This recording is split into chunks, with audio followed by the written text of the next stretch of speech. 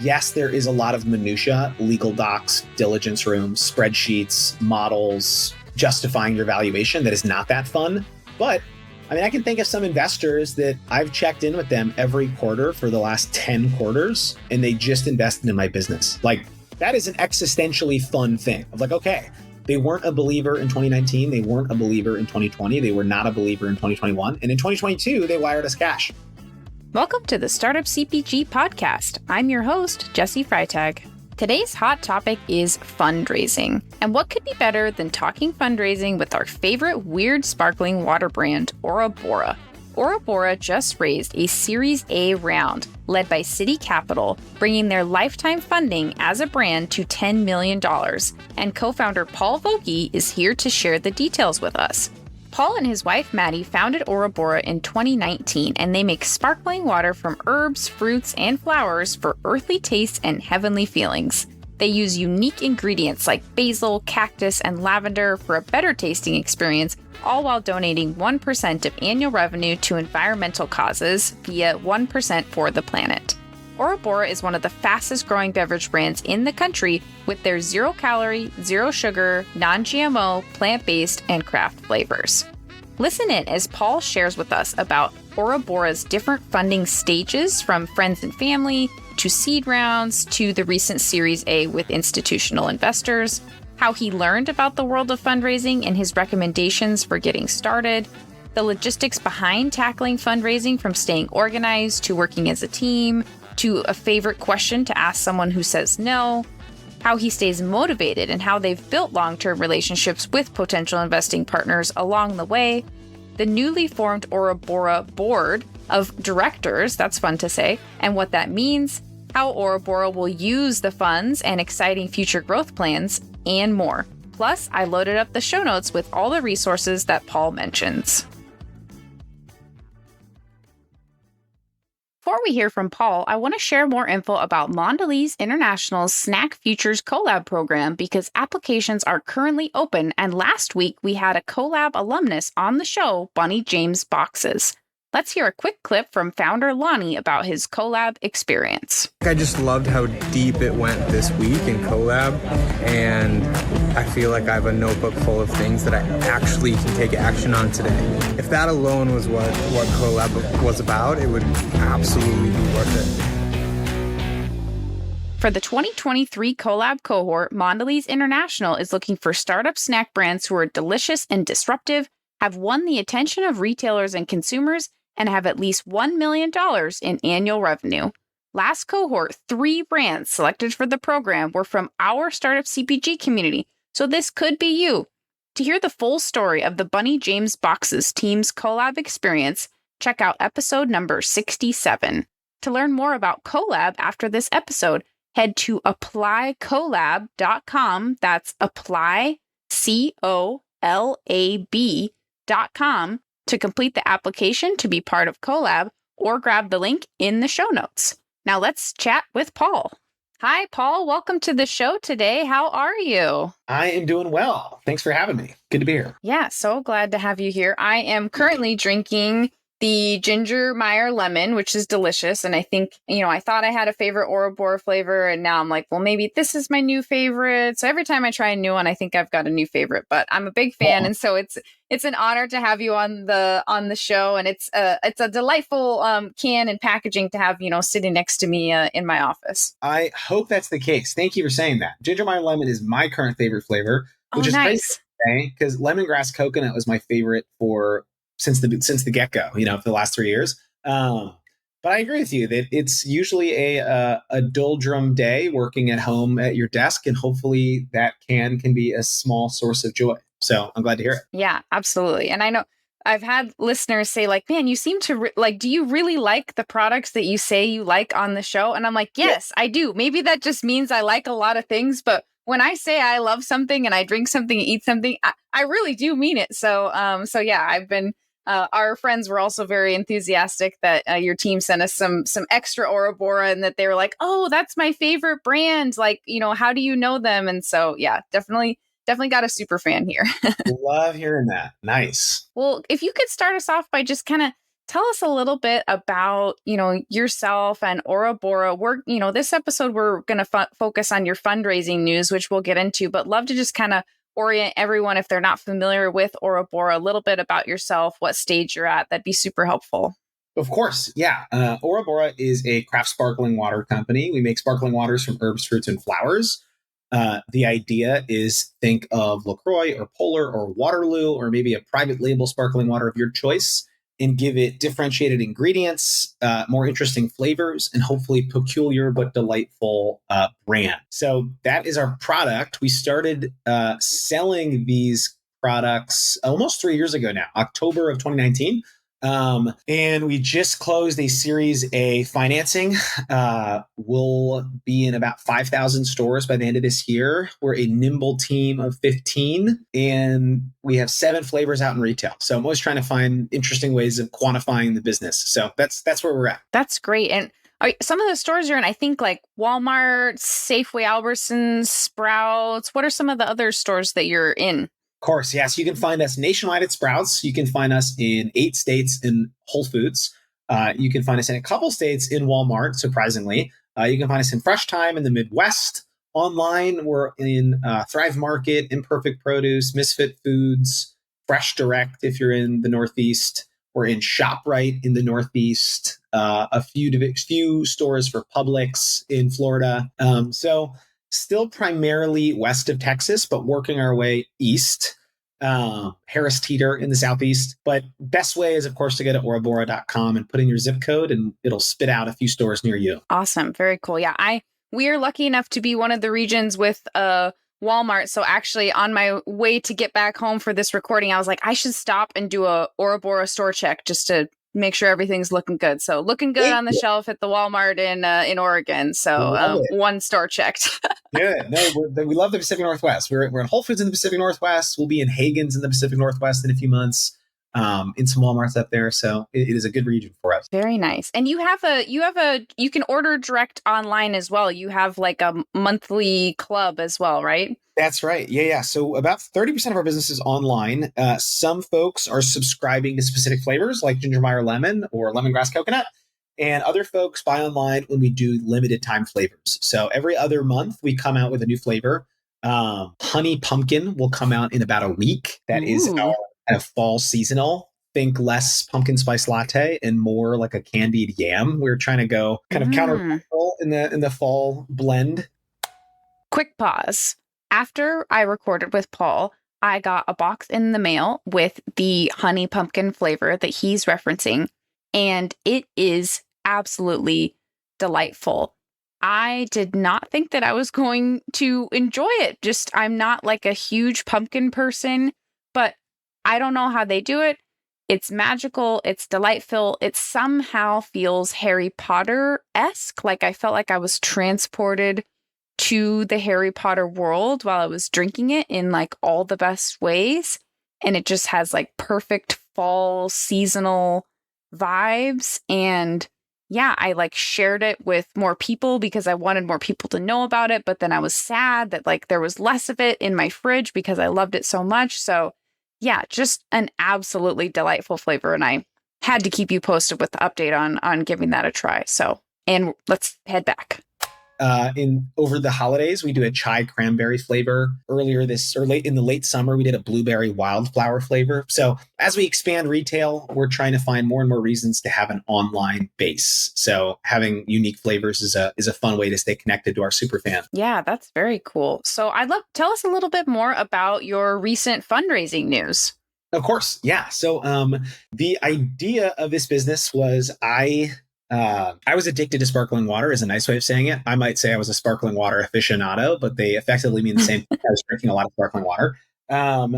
And I grew up in a home that didn't drink soda. So I was already drinking sparkling water before it was cool. And then my first few jobs after college, we had a fully stocked pantry with a bunch of products, Kettle potato chips and Jenny's ice cream and Justin's peanut butter and LaCroix sparkling water. And it struck me as odd that there were a lot of people drinking LaCroix, but no one really enjoying it. It was the most popular item by velocity, but the least popular item in terms of taste. So we're all drinking it. None of us are liking it. Why is that the case? That was the impetus for the business is can we make a sparkling water people really like, which that's a very low bar.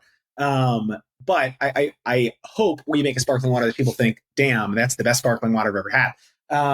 For us, this fundraise, the reason I gave you that background was, these are really cash intensive businesses to run, beverages in particular. Part of that is because it's so heavy. Part of that because the distribution is so thorny. It's hard to get your cogs down while you're starting a new business in any way, but let alone one where it's a product like a beverage. So for us, I felt like this fundraise was hugely validating that even in a time where the economy is not necessarily as strong as it was in years past and fundraising has all but dried up almost, we were able to get a good amount of dollars together and have people say that, hey, we think that this is a worthwhile use of your time. So for that reason alone, it was a very validating fundraise. And then, of course, every new dollar we get goes towards increasing our distribution, building out our team, making our marketing more effective and hopefully more efficient, and getting us closer and closer to being a profitable business. Right. Yeah. No, that's amazing. And if I did my research right, I think you're at about $10 million in like lifetime funding for the business. That's right. Yeah. We have raised more than $10 million at this point, which is crazy to say. I always think about the Bernie Sanders meme of him saying, I'm once again asking for money. Where that has been a theme of running this business for sure, is a lot of fundraising. Yeah.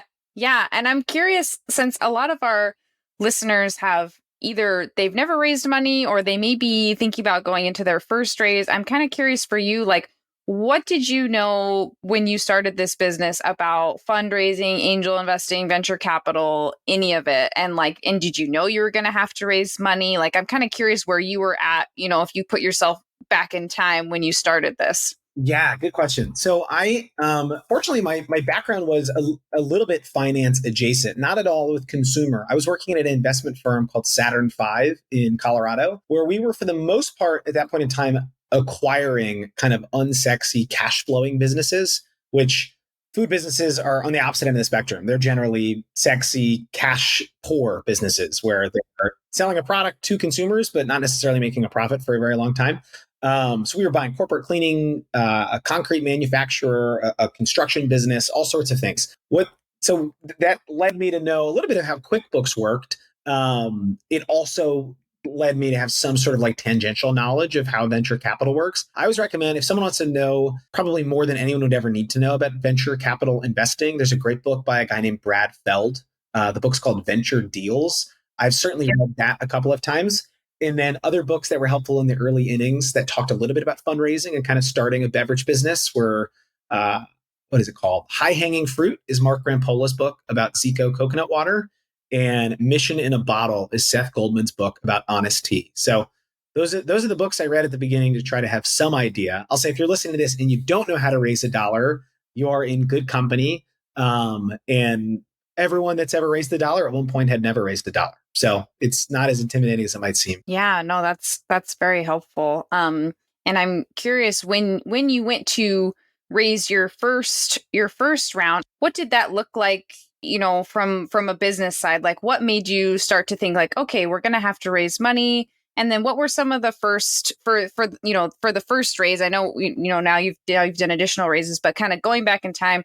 Yeah. What was the impetus? What did that kind of look like to be like, okay, I got to go raise money? Did you start reaching out to people, build your pitch deck? Like, what did it look like for your team? Just again, kind of a peek back in time. Yeah, of course. So one, it was all of those things. It was certainly editing that pitch deck, I don't know, 1,000 times every 10 minutes. It felt like anytime a new piece of data came in, going back and editing that slide. So actually the very first fundraise was to maybe the hardest group to get money from. It was actually my siblings. I'm the youngest of 5, and I'm the youngest of 12 Greek cousins. So I raised $200,000 from in-laws, parents, all 4 of my siblings, 7 of those 11 Greek cousins, and all pulled together, that was $200,000 with some of my own money as well.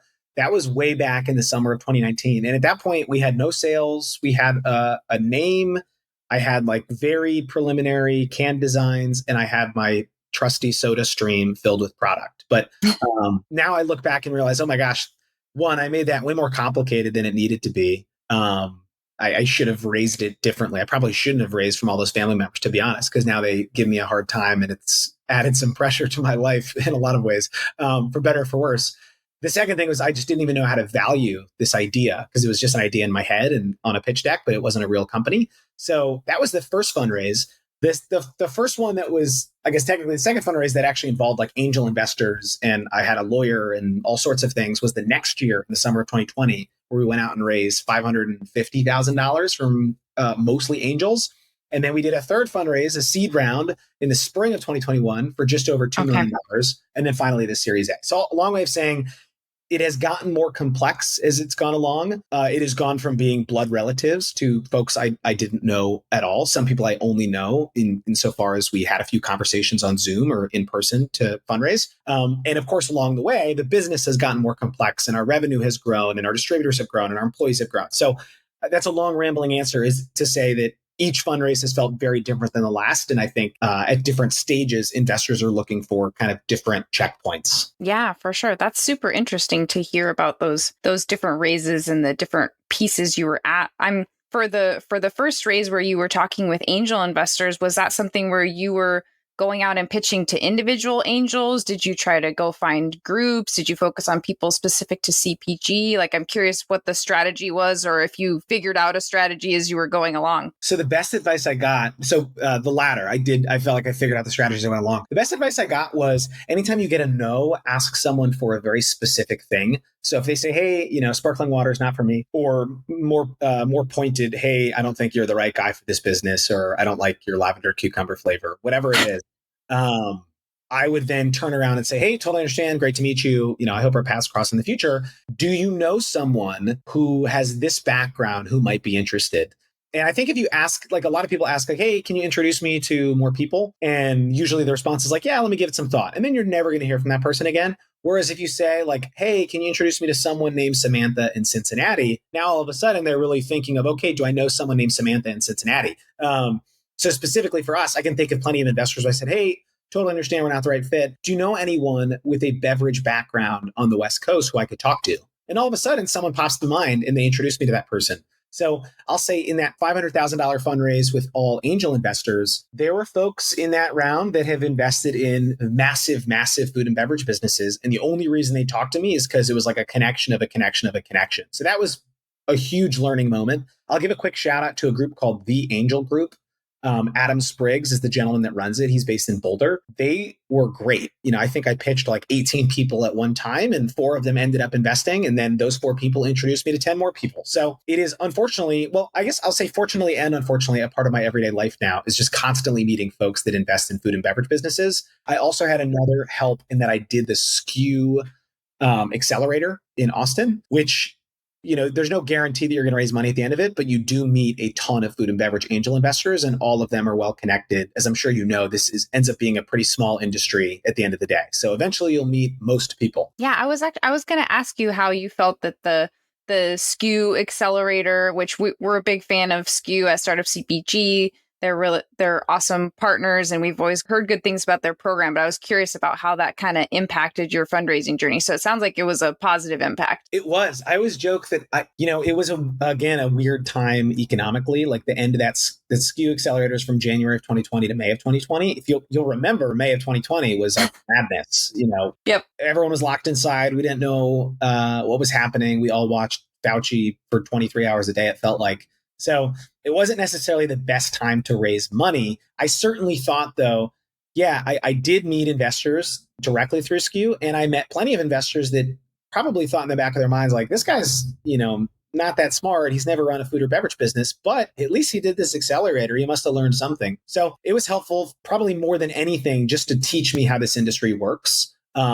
Not even in just a cursory way, in a pretty in-depth way, but more than that, connect me with folks that can kind of validate that, hey, this is a real business and a real entrepreneur, and they're interested in, impacting this specific category, in our case, beverage. Right. I'm also curious how Shark Tank impacted your fundraising, if that really got you in front of, I'm assuming it got you in front of, a lot of eyeballs. Also, maybe remind us which season, so that if people haven't watched that episode, I love it. It's super fun to watch. So I hope everyone goes and watches it. But then also curious, how it impacted the fundraising journey. Of course. Yeah. So funny enough, season 12, episode 11, that is our Shark Tank episode. I think we're the third segment of the 4 segments. That was a crazy, crazy turn of events almost from the beginning of our business. So in April of 2020, I got an email from someone claiming to be a Shark Tank producer. I, of course, thought, oh, this is just a friend with time on their hand during the pandemic. There's no way this is a real person. Lo and behold, it was a real person. 4 months later, after much back and forth, Maddie is my wife and co-founder, we were out in Las Vegas, locked in a hotel room for 9 days before filming for Shark Tank. Funny enough, during those 9 days is when we were closing that angel round I was just referring to. So even though we were about to go on Shark Tank, we had just raised $500,000, and then went down to Shark Tank. So I would say it probably helps a little bit in our current fundraising, that people feel like, okay, who's this guy on Zoom? And they do a little research and they see, me making a fool of myself in front of some high-powered billionaires. That's probably helpful. It was certainly helpful in that, like, we had to know our business so intimately well before going on the show. If you've watched the show, you know that if someone gets like a single number wrong, the Sharks are not too shy to rip them apart. So didn't want that to happen. Thankfully, it didn't happen. And it did give us just like a larger community, frankly, like a huge community of email subscribers that found us from the show. When we go into new stores, the retailers love knowing that there's like this ongoing show, like there are plenty of reruns, and it's just a blast. Who doesn't like talking about Shark Tank? So yeah. If there's one thing you have to talk about for the rest of your life, I am so proud that it's Shark Tank. That's so fun. I don't mind that at all. Yeah, that's awesome. I love it. And I don't believe you got a deal on the show, though. Is that right? So we did get a deal on the show. It was with Robert Herjavec. I signed a bunch of paperwork saying I can't talk about it, but suffice it to say, the fact that I'm saying it like this, you can probably insert the blanks. But long way of saying, we did get a deal while on air, and I'll only say positive things about Shark Tank for respect of their lawyers who spend a lot of time trolling the internet. Love it. Okay, that makes sense. That's the connection I was trying to make there. So okay. Or that my brain was trying to make. And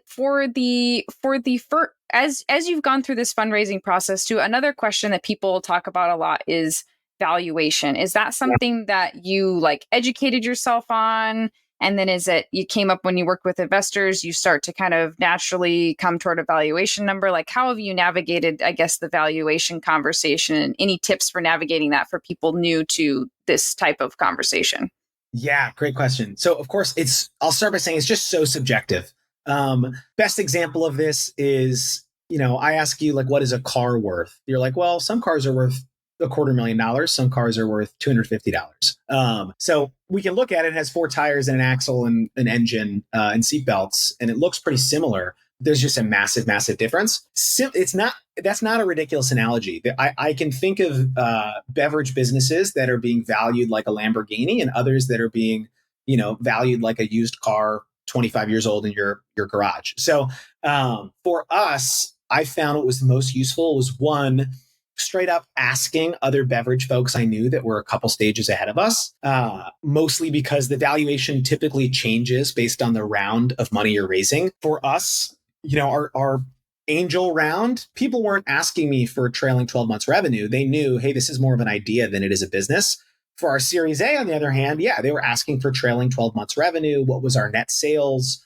What was our, freight as a percent of net revenue? What could we get our cost of goods sold down to in the future? So all of a sudden, the conversations get more complex. So I would say when someone's on the very early end of fundraising, it's typically really helpful to just pick a cap amount and use a convertible note. I generally prefer safes, particularly if you're not going to stack the safes. Like if you're just going to do one safe round, then pick a high cap, defend it as best you can, and know that you're selling more so the future dream than you are the current business. If you're on the later stages of fundraising, call it like a Series A or beyond, there are like really good sources of truth out there. I'll just say for us, it's pretty normal right now in beverage.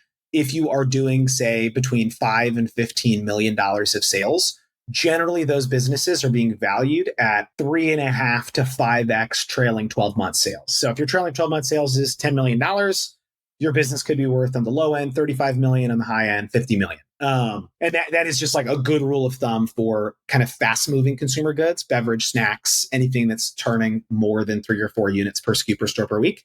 So there are plenty of ways of finding that data. Another good source is like look at the publicly traded businesses that sell similar products, and you can see how they value themselves just every day on the NASDAQ or on the New York Stock Exchange. So hopefully that's helpful. Or the best way is I usually say talk to 10 investors and ask them and pick the middle number. Yeah. Yeah. No, that's very helpful. I'm also wondering from like it sounds like you worked with an attorney on once you got past the like friends and family round, like was it kind of complex, like setting up like a cap table, and like were you able to like get a referral for an attorney, any like recommendations on like kind of being ready for a fundraise and like the legal structure and everything you need to have? Curious about how navigating that went. Yeah, of course. So if it's one of the early fundraisers where you're using a safe note, the best part about them is that you don't need an attorney. And it's like a simple 2 signatures and that's it. And you can Y Combinator has a version on the internet for free. You can go download it and insert your details. For us, once we became a Delaware C Corp and once we were doing kind of our first institutional round last year, yes, we got an attorney. It was a referral from one of our investors. There are a lot of really great CPG law firms. I'll say like Foster Garvey is one that we use often. Lewandin Giannuzzi is a big one in food and beverage. I'm blanking on Chuck's firm. Long way of saying there's 4 or 5 that you'll meet at Expo East and Expo West, and that's because they have a pretty built out food and beverage practice. And some of those folks have a built out food and beverage practice, not just on the corporate side, but also in terms of like FDA and packaging things. And some of them are just corporate law firms that are good at all corporate law, but they don't necessarily know food and beverage. So long way of saying, until you are doing a major institutional round where someone is investing several $1 million at once, there's no need to spend 6 figures on attorney fees. You can probably get away with, 3 to 5 hours in the early ones. Yeah, that makes sense. But so it sounds like you did do a switch to C Corp, became a Delaware Corp at some point along this process, though. We did. Yeah, we were an LLC and then we became a Delaware C Corp. And then that was because we had some institutions looking to invest that generally they won't invest if you're not a C Corp. So that led to me calling our first attorney, and I've been paying attorneys money ever since. Yeah. Yep. Yeah. And so for this Series A round, can you tell us a little bit about like what the structure of that looks like? Like I believe the round was led by like CD Capital, and then you had some participation from like Angels and a few other places. I wonder if you can kind of tell us like how that works, what that looked like. Of course. Yeah. Generally in Series A rounds, at least half of the round is from one firm. So half this round was from CD Capital. And if you're listening to that, that's Citi spelled SIDDHI Capital. They do that. That's just one way of kind of validating that they are locked in, is they're going to do half the round. So if you're raising $10 million, then you're looking for a lead investor that's willing to put in 5. If you're raising 6 million, you're looking for someone that's willing to put in 3. It kind of the function it serves is that every other small investor can kind of defer that the large investor did their homework. So in this case, yeah, Citi had their own attorneys that were validating every scrap of paper that I sent to them.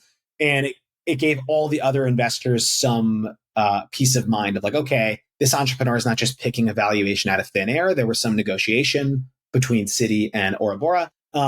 And great, there were some attorneys that were used to validate all this information. So a lead investor is amazing for that reason. And then, of course, the other benefits are typically the lead investor will take a board seat, and it's a little like a marriage where you're finding someone that you don't mind talking to, every week for the next 3 to 5 years. Yeah, that's when we had Wayne Wu from VMG. He used a lot of marriage and dating analogies of because he was like, when you're going to get married, you don't start dating 2 weeks before, and those kind of things. So it's funny to hear the analogy come up but it's definitely very relevant. Totally accurate. Yep. And I'll say similar to the marriage analogies is like, I would almost say that it's more intense than a marriage, because there's not, at least with marriage, there is a formal process for divorce in this country. There's not really a formal process for splitting up with your big investment firm. So long way of saying like it might even be more intense than a marriage, but I really love working with Citi. To Wayne's point, we've known Citi for 2 years. So if you're thinking a year from now, you might want an institutional fundraise, but you don't know any institutional investors, like you better get moving, because sometimes it takes a year of updates, calls, decks to get to that point. Yeah, I was going to ask like how you kind of, I assumed that you didn't just, meet right before. So like what did that kind of look like? Did you meet a lot of institutional investors like at shows, or did you do some outreach? Was it connections from early angel investors? Like how did you kind of start establishing a lot of these relationships? And then what also did you do to kind of maintain them so that it isn't just reaching out right before you're trying to raise a round, but how did you kind of stay in touch with everybody, and so that when you were ready, they were ready too? Yeah, gosh, it's like a really interesting balance of how do you inform without annoying people. I'm also the youngest of 5 siblings, so I'm always trying to figure out how do I even open my mouth without being annoying. Is a overall struggle for me in general. But I'll say for us, yes, I did meet a lot of these investors at shows or at various like pitch slams or other industry events. There were a couple of years there where no one was doing any events, where meeting these folks was harder because you had to like get them on Zoom. The opposite of that is like everyone was sitting at home, so it was easier to meet people because people had more free time. For us, I'll say when we started our fundraise, I sent out our first email with an attached deck to 49 food and beverage investors. And those first 49 were only investors that I thought could theoretically write half the round, could invest several $1 million into Bora. From that 49, it led to probably 20 something follow-up conversations, 10 data rooms, 5, heavy interest, and kind of went from there. So long way of saying, there are certainly lists out there. If you're listening to this, reach out. I could certainly give you a couple of names. What's great is how the investor community is pretty small. So if you talk to a couple of firms that really like you, same thing I said earlier, like end the conversation by saying, hey, here are 3 or 4 other similar investors I should talk to that invest in snacks, candy, flour, whatever it is that you're selling. So for us with Citi, I'll say, yeah, I met Melissa Pacina, the managing partner of Citi, in July of 2020. And she didn't, give us $1 until the summer of 2022. So that was 2 years. We used them for operations, so they had even further context into our business. If that wasn't the case, that we certainly have a monthly investor update that I send out. And some of the people on that investor update are active investors, and some of them are prospective investors in the future. It does mean that you can't share all the intimate details. But it's a good way of kind of keeping people along for the journey without annoying them. Is they're just one of many BCC people that you can tell about your business traction. Mm-hmm. Yeah, that makes sense. And so did you kind of focus on finding the lead investor first, and then I know we've done some programming with the Gangels group, and we've talked with their team, and they're very open with we're not going to lead the round, but once you've got someone who's a lead, then reach out to us. And so I'm curious if that's how some of the other members of the round, if you kind of figured out that Citi was going to work with you first, and then you start to reach out to fill the rest of the round. Exactly. Yeah. So that comment from the person from Gangels, that's pretty common. There is a huge group of people that they have no interest in leading around. They don't have the time to be on a board. They want to keep getting good deals. So you've probably heard this on the podcast before, but it is certainly true that once you have a lead investor, the rest of it should be theoretically a lot easier because they know, okay, got it. An institutional investor committed to several $1 million. Because the other piece is it's not just about like actually filling the round with money or like filling the round with knowledge or with like the right partner. Some of it is a little bit of an early investor that's only investing, $100,000, $200,000, $500,000 into a several $1 million round. They have to worry, wait a second, if I wire my 200 grand and then this entrepreneur doesn't convince anyone else to invest, I have this kind of chicken and egg problem where now I was only interested in the business insofar as I knew they could raise this whole round, and I'm not interested if they can't. So it's helpful to have a lead investor just so you don't have anyone kind of playing chicken there wondering, shoot, should I actually wire this money? So certainly always say, hey, go out and find a lead and then worry about everyone else after the fact. Yeah, that makes sense. And we've also had, I can't even count the number of times that I've heard and I've seen that fundraising is a full-time job. And so I'm wondering, for you, having, raised multiple rounds at this point, like, what does it mean for you and the business operationally when you're fundraising? Like, what does it look like day to day? Is it, have you had to figure out how certain tasks that maybe you did before doing fundraising went to someone else? Like, what does it look like operationally to do a fundraise and have enough time to be meeting people and sending these monthly updates and those kind of things? Yeah, it really helps. So I'll say, first point of advice there is like, if you're just starting your business and you don't have a co-founder, you might want to go get one. It's helpful to have just like redundancies more than anything. So I'll say, although I did start this business with my co-founder and wife, Maddie, for the first couple of years, we weren't really co-founders in that we needed to pay our rent. So she was like working her other job, and like putting food on the table. So I'm grateful for that. The negative of that was, oh, shoot, all of the investors only met me. It's not like there were two people for them to have a relationship with. And if they weren't talking to me, then there was no one they could be talking to. And the opposite was true. Like all the functions of the business were just done by me. As we grew out our team, we certainly could not have done this Series A without the team that we have, like executing every day, getting orders out, putting up social posts, filling cans, procuring ingredients, all of the things we do every day. So it is certainly time consuming. I think maybe the best example of this is a company that's raised a ton of money is Super Coffee. And I think the brothers, it's Jim, Jake, and Jordan. And I think Jim pretty much only focuses on investor relations, which of course, all of them probably do a little bit of everything. But the fact that those three brothers started a business and one of the three things that one of them is focused on is investor relations should tell you all you need to know about how involved fundraising is. So long way of saying it is certainly time consuming. There are ways to make it less time consuming. I'll say if at the beginning of your fundraise, you have like a document that I always think of this as like a why you should not invest document, and you outline all of the risks and try to put on your investor hat, you can just send that to folks and eliminate a lot of the back and forth. Like, hey, here's our deck. Here's the email with all of the things we discussed. Here's our diligence room with all of those documents. And finally, here's a document of why you shouldn't invest. And a lot of times that eliminates some back and forth so you can worry about, the day-to-day of running your business. But no doubt about it, it's time consuming. Yeah, no, that makes sense. Is there any way that you also like stay organized as far as like, this is who I've reached out to, or this is who I need to reach out to? I'm kind of an organization nerd. So I am like curious if there's any way that you kind of stay organized with like all that outreach and staying in touch with people. Oh my gosh, yes. I set so many reminders in my inbox of, anytime someone says, hey, why don't you reach out in the fall? Or hey, why don't we talk next month? Or hey, why don't you send me something end of next week? I do exactly that. If they say, how about next year? I send them something on January 1st. If they say, how about in the fall? I send it to them on September 25th. Like, that's one way I stay organized, just in the communication piece. And then for us, like, yeah, we had a Notion page of every food and beverage investment firm that we knew of and tracked them stage by stage, like who opened the first email, who interacted with the deck, who was interested in learning the terms, who wanted a data room, all the way until the end. And on this beautiful spreadsheet at the end, it was like wired money.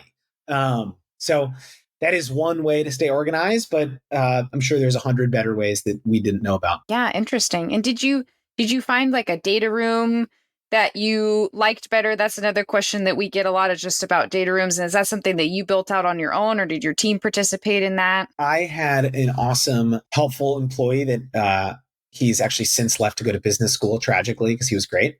His name is Rex. He helped build out like, great, let's get them cash flow statement, working model, balance sheet, all of the kind of like necessary financial documents. And then I filled in all the sales, marketing, org chart things. Generally, there's like the same 15 requests for data rooms. You'll get investors that ask for the occasional one-off weird thing. In terms of functionally, like I would just use DocSend. That's what we've used for quote unquote data rooms. It's not as secure as others, but it's relatively cheap. But that's how we put together. And then when anyone asked for a data room, we just copied and pasted and gave them the 15 documents. Yeah, that's super helpful. I'm also curious because I've listened to you. I was mentioning to you before we started recording, but I've listened to other interviews with you. One of my favorite is with Allie on In the Sauce, and you talked some about how you kind of stay motivated by staying in touch with customers, and that kind of makes me think about fundraising and staying motivated, because I feel like you don't found a business necessarily because what you want to do is like full-time fundraising and due diligence documents. Like those things aren't motivational. And so like, how do you stay motivated through a lot of these things that like, sure, they're going to grow your business, but they may not be the most fun things in the world. Like, how do you keep that motivation up Yeah. And how do you stay in touch with other pieces of the business, like so that you don't just kind of get bogged down in legal documents? No, great question. And I think I don't know anyone that started a food or beverage business specifically such that they could like be involved with lawyers. No offense to lawyers. I'm constantly bashing Right. lawyers. My sister and parents are lawyers, but I'll say for me, so the podcast you're referencing where I mentioned, hey, I try to, every day at some point interact with a customer or several customers, whether that's reading the DMs on our Instagram or the emails to our inbox or the reviews on our review platform. And it's just kind of a good motivator of like, okay, what am I actually building here? Like we're building a product that people like buying. And some days an entire day can go by where I can kind of forget that. If you're like organizing trucks or opening up a new warehouse, you kind of forget like, wait, what's the existential point of this thing? Same thing with fundraising. I would say, yes, there is a lot of minutia, legal docs, diligence rooms, spreadsheets, models, justifying your valuation that is not that fun. But I mean, I can think of some investors that I've checked in with them every quarter for the last 10 quarters, and they just invested in my business. Like that is an existentially fun thing of like, okay, they weren't a believer in 2019. They weren't a believer in 2020. They were not a believer in 2021. And in 2022, they wired us cash. And I'm sure that'll be the case in 2023 or 2024 with other investors that, hey, we've been talking now for 5 years. We've gone out and said the things we were going to do. And we've done them. Like you can see we're a more trustworthy person. And to Wayne Wu's point, like that's a little more like a dating relationship when you get into the 3 to 5 year span of, wow, we've known each other for a very long time. And I'm still here selling this peculiar, delightful sparkling water. So that's one way I stayed grounded to the business was what a fundraise is you convincing someone else that your business is worth their time, which I always joke like this whole job is selling, whether you're selling to consumers or distributors or retailers or potential new employees. Perhaps the largest group you're selling to is people that are giving you their hard-earned dollars. And to say, hey, it is worth it for you to wire me several $100,000 that you made elsewhere or that your firm collected elsewhere for my business. Like there's nothing more validating than that. Oh my gosh, like we convinced them that we were worth their time and now we're worth their money. So that is the best part of fundraising is you get more and more people, on quote unquote your team. I love that. That's a really, really cool perspective. I'm also curious about some of the like, you mentioned some of the timing pieces, but like, from okay, we need to raise a Series A to all the investors everybody said yes to signing the documents to funds being wired and hitting your bank account. Like what's kind of the timing, any of the pieces there? Because I feel like we kind of think, oh, an investor says yes, the money will just magically appear. But there's some like logistics and things to happen. So I'm curious about a little bit of that, the timing for everything to come all the way into the bank account. Of course. Yeah, I'll say, so one thing I haven't referenced that's pretty important is we talked about valuation quickly. So again, I'm going to talk as if we're talking about a priced round. So if it's a priced round, and by that I mean you and the investors are deciding the business is worth X before the money comes in, and it's worth X plus the amount of money I'm raising after the money comes in. Sometimes pre-money and post-money valuations, respectively. In those instances, there's generally a dance at the beginning where you have the first call, there's a second call, maybe a third, fourth, fifth, and a diligence, a data room, sometimes an NDA signed, sometimes not. Eventually that firm will either say, no, we're not interested, or yes, we're interested. Here is a term sheet. And that term sheet says a lot of things. Most importantly, it says, here's what we're valuing your business at, and here's the amount we would like to invest in this broader raise. Generally, from the moment of that term sheet to closing the round, on the short end is 4 weeks, on the long end is 8 weeks. Those 4 to 8 weeks are your time to, one, get all of their diligence requests, and two, round up all of those follow-on investors for us, folks like Angels, that they want to know exactly what the terms are from the lead investor, and the terms are set in the term sheet. I hope that's helpful, but that's our quick, quick how-to of term sheet, several weeks before the term sheet, 4 to 8 weeks from the term sheet, close the round, and then all the money comes in on that day. Yeah, that's very helpful. I'm also wondering, you gained from the looks of it, some really awesome new board members from this recent round. And I'm wondering if you can tell us a little bit about your board and about some of the new members that you have on the Bora board. Yeah, of course. And that's a good segue. So often a term sheet will describe many things that the investor is saying you need to do. Like, hey, you need to tell us about, any liabilities in the business, any lawsuits involved in the business, any of X, Y, or Z. And usually it's included in there like, and we get one of your board seats. Well, we didn't have a board before this fundraise, or effectively we did, but it was just me.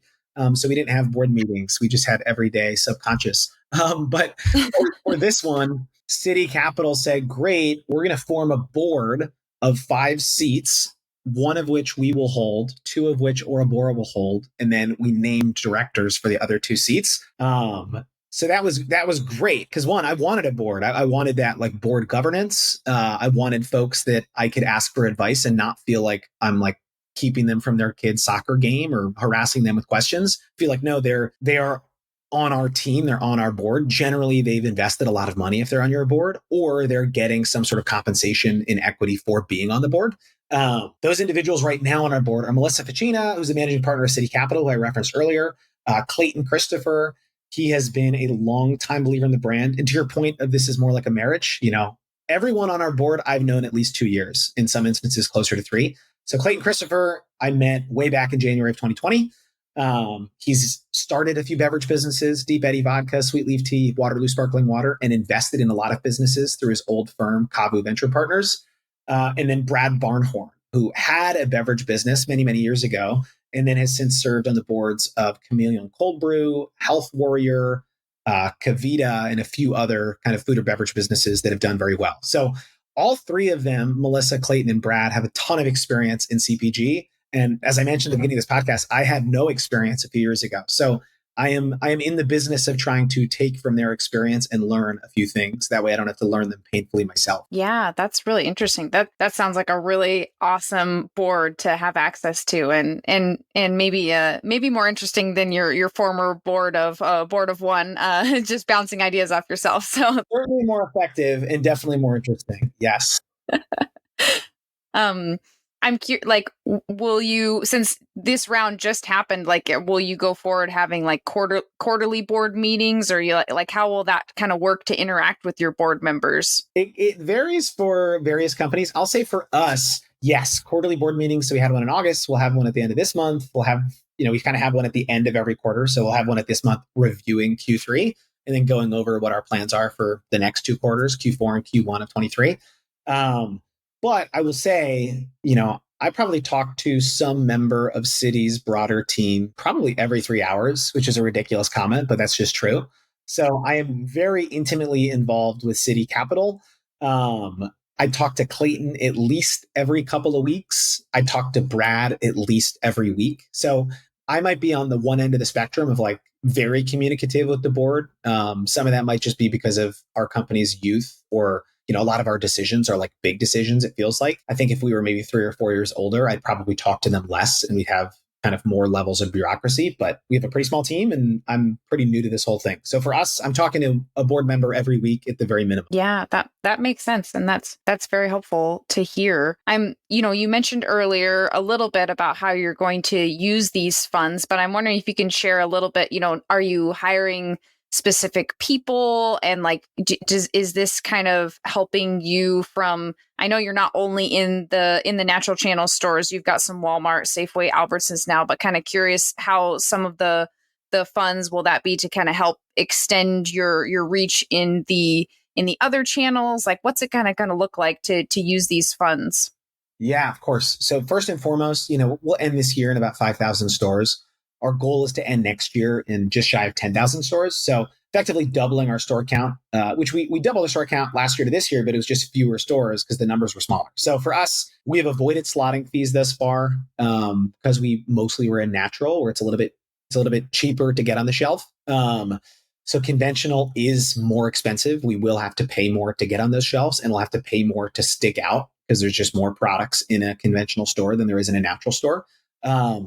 That's the primary use of these funds, is expanding distribution. Next is, yes, we've built out a team of 15 people. Some of them were hired with these funds, and then there'll be more we hire from these funds. And then maybe finally, I'll say it is our goal to make this into a profitable beverage business. So there's a lot of structural changes we need to make with this money, whether that is changes in how we market, whether that's changes in how we manufacture our product. Like there's a lot of ways if we invest more in inventory such that we can get, greater economies of scale. So long way of saying we're going to sell more product, more places with more team members, and hopefully at a profit. That's our goal with these funds. Yeah. And at least from some other interviews that I've listened to, it sounds like you've been seeing really great velocities outside of the natural channel as well so far. Is that right? That's right. Yeah. So today in those 5,000 stores, most of them are still natural, but the ones that are not, there was certainly some of those investors I referenced earlier that I've been talking to for years, and they've never given me $1 or never invested $1 in the brand. I'd say a big point of criticism we've gotten is, hey, said another way, like, is someone in Kansas going to like your lavender cucumber water as much as someone in California?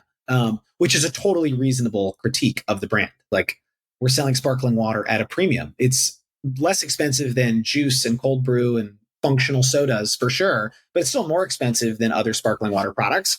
And I think what we're trying to prove is, hey, someone's income does not dictate their interest in new flavors. And we haven't seen any sort of correlation between income and interest in flavors. We have plenty of consumers that found us on Shark Tank.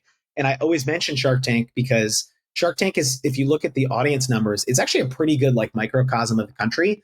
It's pretty fairly distributed by race, by income, by age, by geography, which is great because we say, hey, we've got all these customers that found us on Shark Tank and they keep repeat purchasing, and they're not necessarily your Whole Foods Erewhon shopper. They might shop at Kroger or Walmart in the middle of nowhere, and they come and they buy our lavender cucumber sparkling water. So for us, that is certainly the biggest objective of 2023 is expand into these conventional stores away from the coasts and away from the natural channel and perform well. And if we can do those two things, we'll be well on our way. Yeah, that's really exciting. And that's really interesting. You mentioned before, like Seth Goldman's book, Mission in a Bottle, and we've had the opportunity to have Seth on the show a few times. And it was actually something that he mentioned about beverages. And we had a question come in for him about, recessions or like how consumers respond. And he was like, a lot of times what we saw at Honest Tea was that, someone might not buy a new that, but when they go and they still want a treat of, they want a tasty beverage, they still want a different flavor, they're still going to reach for,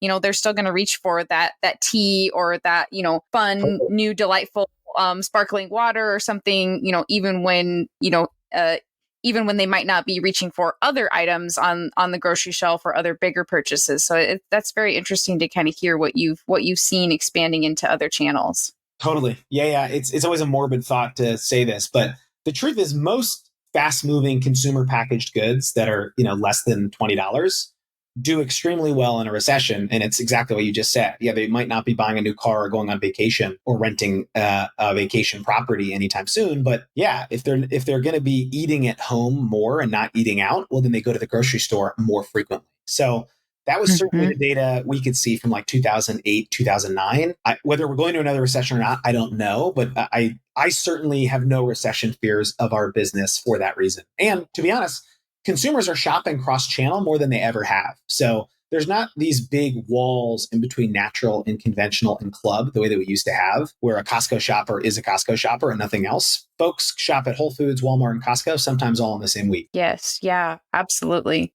Is there anything else coming up this year or soon that you want to share about that that people should know and keep an eye out for? I will say, I'll talk about some fun we're having on the internet. We have this amazing community of customers that enjoy weird frog memes and like talking about, what kind of costume you should wear on your thumb for Halloween. So I'll preface it by saying this might not be for everyone. There's kind of some weirdos that follow us on the internet who we love, myself included. Something we started a few months ago that we're going to keep doing is a couple times a year, we're doing a secret menu where it's not our normal limited time flavor drops that we announce to everyone. It is a secret email you get if you've joined our email club, if you've purchased from us in the past, and we send you an email saying like, hey, we're selling this unique flavor. You won't find it in stores. You won't find it on our website. You'll only find it at this link. And it's been a lot of fun. So in November, we have 2 of those flavors coming out. You can sign on our website to see if you qualify for that. There's like a little badge that will show that you are in the club that gets the secret menu.